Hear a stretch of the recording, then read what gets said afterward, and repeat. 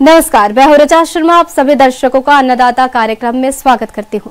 किसान का जीवन बहुत मुश्किल होता है। वो अपने खेतों में लंबे समय तक काम करता है। उसका ध्यान सदैव फसल में ही लगा रहता है। वो अपनी कड़ी मेहनत की ताकत पर अपना जीवन व्यतीत करते हैं। ऐसे ही किसानों की प्रगति के लिए हम खेती बाड़ी से जुड़ी कुछ महत्वपूर्ण जानकारियां आप तक लाते हैं। हर रोज सुबह आपके सामने हाजिर होते हैं। तो चलिए कार्यक्रम शुरू करते हैं और सबसे पहले देखते हैं क्या है आज के अन्नदाता में। पॉली हाउस में कार्नेशन फूलों की खेती है अच्छी आय का जरिया। किस प्रकार से उपयोगी है आपके लिए सोलर पंप सेट?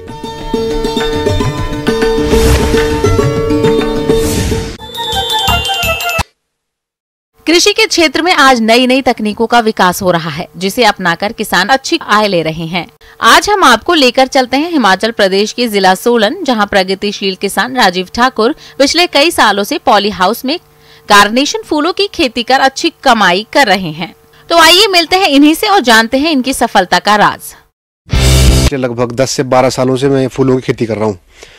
हमारे यहाँ पे वैसे हर तरह के फूल उगाए जाते हैं, जैसे क्राइसेंथेमम है, कार्नेशन है, केल है जिसको ब्रासिका कहते हैं, और भी कई तरह के हैं। लेकिन मेनली जो हमारा काम है पिछले 10-12 सालों से हम कार्नेशन पे ही काम कर रहे हैं, जो कि पॉली हाउसेज में उगाया जाता है।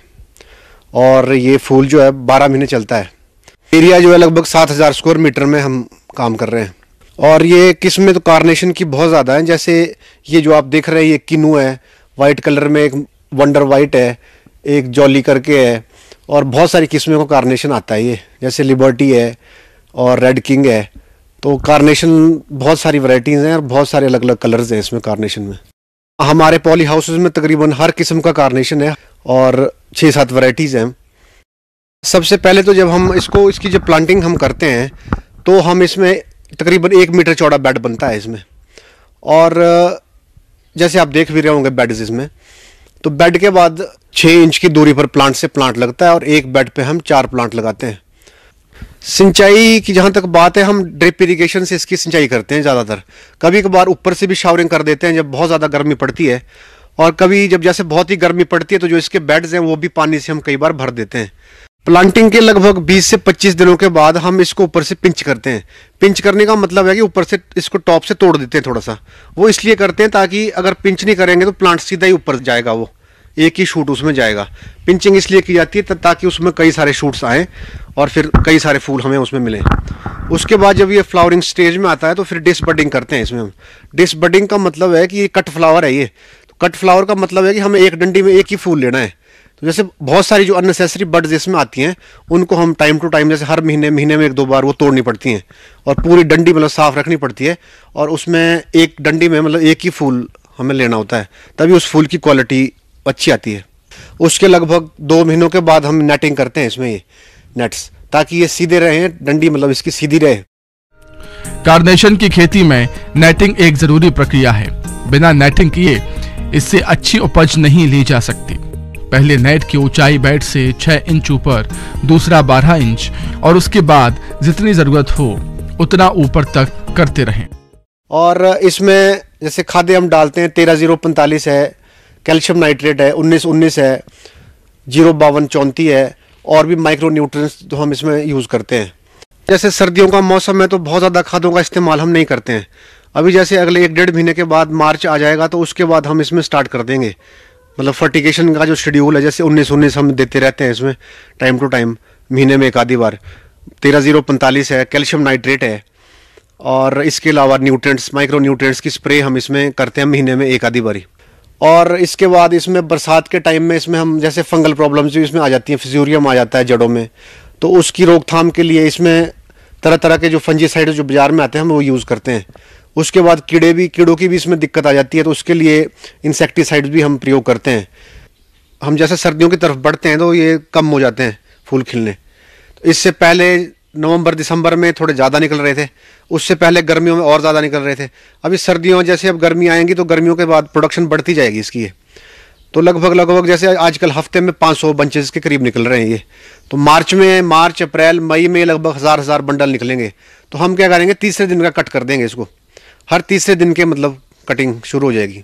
ये जो फूल हैं बंचे बनती हैं इनकी, 20 फूल का एक बंच बनता है और वो बंच फिर पेटियों में पैक होते हैं। 50 से 60 बंच जो है एक पेटी में आते हैं और फिर जो है वो हम जो है इनको दिल्ली भेजते हैं, चंडीगढ़ भेजते हैं और ये बाय ट्रक भी जाता है, बस में भी जाता है जैसे मतलब, तो इस तरह से इसकी ट्रांसपोर्टेशन होती है। किसान भाइयों, अभी आपने इन किसान भाइयों की पॉली हाउस में कार्नेशन फूल की खेती करने की तकनीक के बारे में जानकारी हासिल की।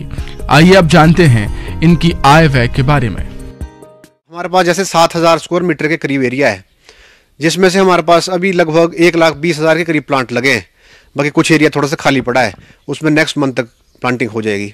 तो इसमें साल की लगभग 40,000 से 45,000 बंचें हमारी निकल जाती हैं और एवरेज जो है लगभग 100 रुपये बंच की आती है, जिसमें से अगर सारा खर्चा आप निकालें तो लगभग 40 रुपये 40 रुपये तो खर्चा आ ही जाता है इसमें। एक बंच के हमें खर्चा काट के, सारा खर्चा काट के हमारा प्रॉफिट जो है 60 रुपये बंचे। ये जो 40% खर्चे की मैं बात कर रहा हूँ, इसमें सारा कुछ ही खर्चा इंक्लूड हो जाता है, जैसे प्लांट्स है, दवाई खादे हैं, लेबर का खर्चा है, ट्रांसपोर्टेशन के चार्जेस हैं, ये सारी चीज़ें मिला के मतलब 40% तो खर्चा है। खर्चा निकालने के बाद 60% जो प्रॉफिट है, 60% तक का प्रॉफिट हम इससे अर्न करते हैं। किसान भाइयों, अभी तक आपने खेती से जुड़ी हुई कुछ उपयोगी जानकारियां देखी। अब लेते एक छोटा सा ब्रेक, जल्द ही लौटेंगे और कार्यक्रम में आगे भी है खेती बाड़ी से जुड़ी कुछ महत्वपूर्ण जानकारियां, तो बने रहिए हमारे साथ। ब्रेक के बाद आप सभी दर्शकों का अन्नदाता में स्वागत है। चलिए अब रुक करते हैं अगली कड़ी की ओर। देश के बहुत से हिस्सों में बिजली की गंभीर समस्या है। समय पर बिजली नहीं रहने से किसान अपनी फसलों में सिंचाई नहीं कर पाते हैं। इसके साथ ही बिजली का बिल भी अधिक आता है। तो आपकी इस समस्या को देखते हुए ये जरूरी हो जाता है कि आप सोलर पंप सेट का उपयोग करें। तो किस प्रकार से उपयोगी है आपके लिए सोलर पंप सेट, इस बारे में जानकारी के लिए देखिए हमारी ये खास रिपोर्ट। जो समस्या है आज हमारे प्रदेश में, राजस्थान में बहुत ज़्यादा समस्या है। 4 घंटे से ज़्यादा हमें बिजली जो है वो उपलब्ध नहीं हो पाती है सिंचाई के लिए, और साथ ही साथ बिजली की यूनिटों के जो रेट्स हैं वो भी अब इतने ज़्यादा हो गए हैं कि किसान के लिए एक घाटे का सौदा साबित हो रही है। सौर ऊर्जा सूर्य द्वारा प्राप्त एक अक्षय ऊर्जा है, जिसका प्रयोग बिजली बनाने में कई वर्षों से किया जा रहा है। इस तकनीक में बहुत से सुधार होते होते आज ये विद्युत उत्पादन का सरल एवं आसान तरीका बन गया है। सूर्य के प्रकाश को सोलर सेल द्वारा अवशोषित करके फोटो इलेक्ट्रिक विधि से सोलर विद्युत का उत्पादन होता है। इसे हम करंट के रूप में परिवर्तित करके सिंचाई जल निकालने में प्रयोग करते हैं।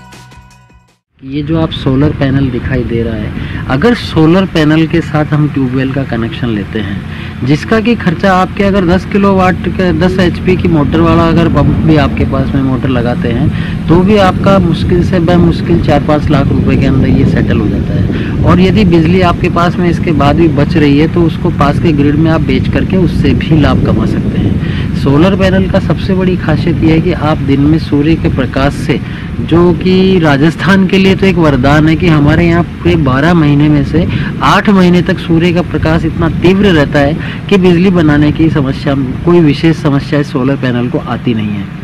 इन 8 महीनों के दौरान रात्रि के समय, जैसा कि हम देखते हैं किसान भाई आधी रात के अंदर खेत के अंदर ही सिंचाई करने के लिए भागते रहते हैं। कभी उनको सुबह अर्ली इन द मॉर्निंग सुबह 4 बजे उठ के जाना पड़ता है, कभी रात को 10 बजे तक वो काम करते रहते हैं। रात का समय होता है, खेत के अंदर किसी भी प्रकार की दुर्घटना भी घटित हो सकती है। ये सोलर यूनिट यदि किसान भाई अपने यहाँ खेतों पर लगवाते हैं तो उन्हें न तो कोई रात के समय कार्य करने की आवश्यकता पड़ेगी, वो दिन में अपना सिंचाई का काम आराम से कर सकते हैं। और अगर इसके साथ में बैटरियाँ हैं कि जिससे कि बिजली आपकी स्टोर होती है, तो आप रात को भी अगर चाहें तो उसको काम में ले सकते हैं। ऐसा नहीं है कि वो खाली दिन में ही काम करेगा। और यदि आप बिना बैटरी के भी मान लीजिए इसको अगर चलाते हैं तो दिन के अंदर आपकी सिंचाई का काम ये कर सकता है। सूर्य से विद्युत उत्पादन हेतु एक मोटर, एक सोलर पैनल तथा एक दिखाए जा रहे ढांचे की निर्माण की आवश्यकता होती है। सोलर सेल, जो कि सिलिकॉन नामक धातु से बनाया जाता है, इसके ऊपर सूर्य किरणें जितनी ज्यादा पड़ती हैं, उतना ही ज्यादा विद्युत का उत्पादन होता है। यह सोलर पैनल 3 प्रकार के होते हैं। पहला मैनुअल, दूसरा स्टैंडर्ड और तीसरा ऑटोमेटिक ट्रैकर पैनल। अब बात करते हैं स्टैंडर्ड टाइप सोलर पैनल के बारे में। ये एक स्थायी संरचना होती है, अर्थात इसे विभिन्न दिशाओं में घुमाने की आवश्यकता नहीं पड़ती। इसके पैनल को दक्षिण दिशा की ओर स्थायी तौर पर लगा दिया जाता है। यह सुबह के समय थोड़ी देर से कार्य करना प्रारंभ करता है, इसलिए इसमें एक संशोधित संस्करण आया है जिसे ऑटोमेटिक ट्रैकर सोलर पैनल कहा जाता है। यह ऑटोमेटिक ट्रैकर अपने आप ही सूर्य जिस तरफ रहता है उस दिशा में घूम जाता है। इसमें स्टैंडर्ड टाइप सोलर पैनल की तुलना में 20 से 30% ज्यादा कार्य करने की क्षमता होती है तथा ये संयंत्र सुबह 8 बजे से ही कार्य करना प्रारंभ कर देता है। और 10 HP तक के पावर का जो सोलर पैनल है वो किसान भाई अपने खेतों पर आराम से लगा सकते हैं। और अब तो इसकी तरफ से भारत सरकार और राज्य सरकार की तरफ से अलग अलग इसकी सब्सिडी भी दी जा रही है। किसान भाइयों, सोलर पंप न केवल बिजली की अनिश्चितता से बचाता है बल्कि विद्युत बिल व डीजल द्वारा सिंचाई में आने वाले खर्च को भी बचाता है।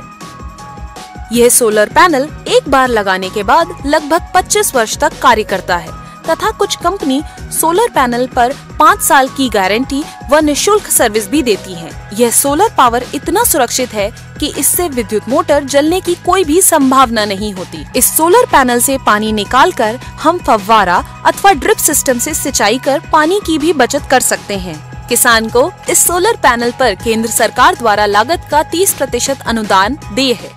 सूर्य के प्रकाश की जो हमारी प्रचुरता हमारे यहाँ पर है उसको हमें हमारे खेत में किस तरीके से हम काम में ले सकते हैं। आप बिजली बनाकर घरों को रोशन भी कर सकते हैं, इसके साथ साथ सिंचाई के लिए इसको काम में लिया जा सकता है। तो ये इसके सोलर प्लेट के बहुत ज़्यादा फायदे हैं और इनको आप काम आगे और भी है खेती बाड़ी से जुड़ी बहुत सी रोचक जानकारियां, पर यहाँ पर रुकेंगे एक और ब्रेक के लिए। जल्द हाजिर होते हैं। ब्रेक के बाद एक बार फिर से आप सभी दर्शकों का अन्नदाता कार्यक्रम में स्वागत है। बढ़ते हैं अगली प्रस्तुति की ओर। ग्रामीण कृषि मौसम सेवा भारत मौसम विज्ञान विभाग मौसम पूर्वानुमान के आधार पर किसानों को सलाह दी जाती है कि अगले दिनों में हल्के बादल छाए रहने की संभावना है। 22 से 23 जनवरी को कुछ स्थानों पर हल्की बारिश होने की संभावना है। यदि सरकार की सलाह का सख्ती से पालन करें तथा एक दूसरे से सामाजिक दूरी बनाए रखने पर विशेष ध्यान दें। 22 से 23 जनवरी को कुछ स्थानों पर हल्की बारिश होने की संभावना है। कृषि रसायनों का प्रयोग आसमान खुले पर ही करें। सिंचाई स्थगित कर दें। गेहूं की फसल में दीमक के प्रकोप के लक्षण दिखाई देने पर फसल में 4 लीटर क्लोरपाइरिफॉस 80 से 100 किलोग्राम मिट्टी में मिलाकर समान रूप से बिखेर दें तथा हल्की सिंचाई कर दें। सरसों की फसल की निगरानी रखें। सरसों की फसल में चैपा आने की संभावना है। चैपाग्रस्त टहनियों को तोड़कर जमीन में दबा दें। बैगन की फसल में फल और तना बेधक के नियंत्रण के लिए इमामेक्टिन बेंजोएट 250 ग्राम प्रति हेक्टेयर 600 से 700 लीटर पानी में घोलकर छिड़काव करें।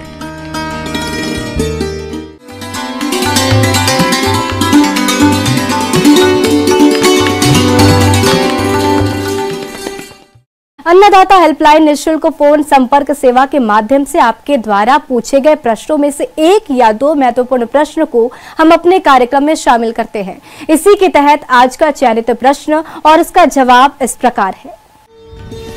अन्नदाता निःशुल्क हेल्पलाइन के माध्यम से आज हमने जिस प्रश्न को कार्यक्रम में शामिल किया है उसे पूछा है जिला उदयपुर के किसान नरेंद्र सिंह ने। आप बोनसाई पौधे तैयार करने पर जानकारी चाहते हैं तो नरेंद्र सिंह जी इस बारे में जानकारी के लिए देखिए कार्यक्रम की ये प्रस्तुति। बोनसाई एक काष्ठीय जो भी पौधे हैं उनको हम लघु रूप देते हैं, जो कि एक जापानी तकनीक है। ये काष्ठीय पौधे जैसे कि आम, लीची, बरगद, पीपल, गुलहर ये सब में किया जा सकता है और इसको फिर तैयार करने की जो विधि है वो 3 साल की होती है, जो कि लंबी होती है। बोनसाई तकनीक में विशालकाय वृक्षों को बॉन्ड रूप में गमलों व प्यालियों आदि पात्रों में प्राकृतिक रूप से पनपाने की कला को बोनसाई कहते हैं। ये जापान की सर्वाधिक लोकप्रिय कला है जो अधिकांश परिवारों में पीढ़ी दर पीढ़ी से चली आ रही है। जापान से यह कला अन्य देशों में पहुंची और लोकप्रिय हुई। भारत में भी पिछले कुछ वर्षों से बोनसाई तैयार करने की कला खूब बढ़ी है, यही कारण है कि आज अपने देश में बोनसाई एक लघु व्यवसाय के रूप में उभर रहा है, क्योंकि अच्छी तैयार की गई बोनसाई को प्राकृतिक प्रेमी मुंह मांगी कीमत चुकाने को तैयार रहते हैं। यदि इसके उगाने के कुछ तकनीकी पहलुओं को जान लिया जाए तो इस व्यवसाय से अच्छी कमाई की जा सकती है। तो इसमें जो पहला जो प्रोसेस है, इसमें हम एक कप साइज का हम एक पॉट लेते हैं, जिसमें कि हम बोनसाई सॉइल का हम प्रयोग करेंगे। तो बोनसाई सॉइल बनाने के लिए पहले हम 4 पार्ट जो भी ग्रेवल छोटे कंकर होते हैं उसको लेंगे।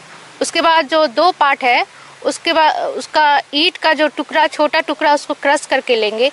1 पार्ट हम बालू लेंगे, फिर 1 पार्ट हम लेंगे पॉटिंग सॉइल जो भी गार्डन सॉइल है वो लेंगे। इन सब चीज़ों को मिलाकर हम उसमें भरेंगे। कटिंग के लिए जैसे हम बरगद का हम एग्जाम्पल बरगद का ले रहे हैं, तो बरगद का हम कटिंग लाएंगे तो उसको पहले हम डिफोलिएट कर देंगे, उसके पत्ते को हम हटा देंगे। पात्रों का चयन। बोनसाई तैयार करने के लिए विभिन्न आकार एवं आकृतियों वाले पात्रों का उपयोग किया जाता है। इसके लिए 15 सेंटीमीटर ऊंचे गमलों, 7 सेंटीमीटर गहराई वाली तश्तरियों, प्यालियों एवं लकड़ी के बने रंगीन डिब्बों का प्रयोग किया जा सकता है। सभी प्रकार के पात्रों में जल निकलने के लिए तली में 1 या 2 छिद्र अवश्य होने चाहिए। धातु, सीमेंट या चाइना क्ले आदि से बने पात्रों का प्रयोग नहीं करना चाहिए, क्योंकि ये पात्र धूप में शीघ्र ही गर्म हो जाते हैं, जिसके कारण पौधों की जड़ों को नुकसान पहुंचता है। पहले उसका हम ट्रीटमेंट कर देंगे ग्रोथ हार्मोन, रूटिंग हार्मोन से उसका हम ट्रीटमेंट कर देंगे। फिर उसको रूटिंग हार्मोन से हम जैसे सॉल्यूशन बनाते हैं उसको आधा घंटा तक डिप कर देंगे रूट को, कटिंग को। उसके बाद हम उसको वो पॉट में डालेंगे। तो हम देखते हैं कि लगभग 2 मंथ बाद उसमें जड़ आने लगता है।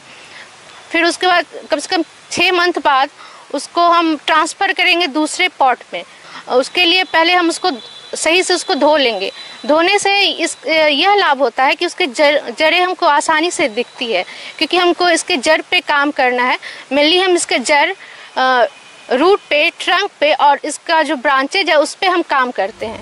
रोपण के दूसरे वर्ष के दौरान डिब्बों में लगे वृक्ष की टहनियों को नोचकर तथा तनी को साधकर वृक्ष को उचित आकार प्रदान किया जाता है। साधने का कार्य लोहे के तारों, छड़ों या लकड़ी के डंडों की सहायता से किया जाता है। तनों को मोड़कर, घुमाव देकर या सीधा बढ़ाकर बोनसाई वृक्ष को कोई अनूठा या फिर प्राकृतिक स्वरूप प्रदान किया जाता है। फिर उसके बाद जैसे 1 साल के बाद उसमें एरियल रूट निकलता है। एरियल रूट को क्योंकि उसको भी शेप देने के लिए हम स्ट्रॉ से उसको ढक देंगे। फिर जैसे ही अपना शेप ले लेता है तो उसको फिर हम हटा देते हैं। जो पौधा है उसमें है ना, क्योंकि जैसे आप रियल जो देखते हैं उसमें बड़े बड़े पत्ते आते हैं, लेकिन हम इसमें जो छोटे छोटे पत्ते जो कि देखने में अच्छे लगते हैं तो हम उसको प्रीफर करते हैं। तो उसके लिए हम साल में 2 बार डिफोलिएट कर देंगे उसको। उसके बाद हम इसको क्योंकि हम शेप अम्ब्रेला शेप देने के लिए, जो भी डिजायर्ड शेप देने के लिए हम इसका बार बार ट्रेनिंग प्रूनिंग करते हैं। और प्रूनिंग करने के बाद हम ये ध्यान रखेंगे क्योंकि उसमें जो भी ग्लू है वो हम जहाँ से भी हम काट छाट करते हैं वहाँ पे हम ग्लू लगाएंगे। ग्लू लगाने से ये होगा कि जो मॉइस्चर है उसका उड़ेगा नहीं और जो उसमें भी घाव है वो नहीं होंगे। तो इस तरह से आप है ना बोनसाई पौधे तैयार कर सकते हैं। और इसको करने से ये लाभ है कि जो भी बहुत सारे लोग हैं जिनके पास जगह की कमी है तो वो भी बोनसाई पौधे जो कि बहुत कम जगह लेता है उसको अपने घरों में लगा सकते हैं। फिर अगला लाभ यह है कि इसमें जनरल जैसे आप पेड़ है तो उसमें ज़्यादा देख रेख सिंचाई की जरूरत पड़ती है, तो उसके कंपेरिजन में इसमें बहुत ही कम देख रेख और पानी की आवश्यकता होती है। अगला ये है कि जो भी युवा है उसको इस कला को, इस तकनीक को अपनाकर रोजगार के रूप में ले सकते हैं।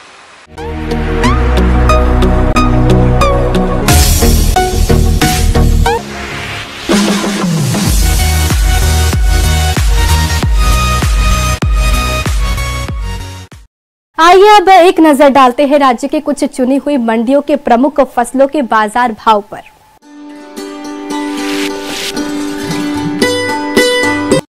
किसान भाइयों, अन्नदाता आपकी सेवा के लिए संकल्परत है। कृषि संबंधित समस्या और सुझावों के लिए आप हमें इस पते पर संपर्क भी कर सकते हैं।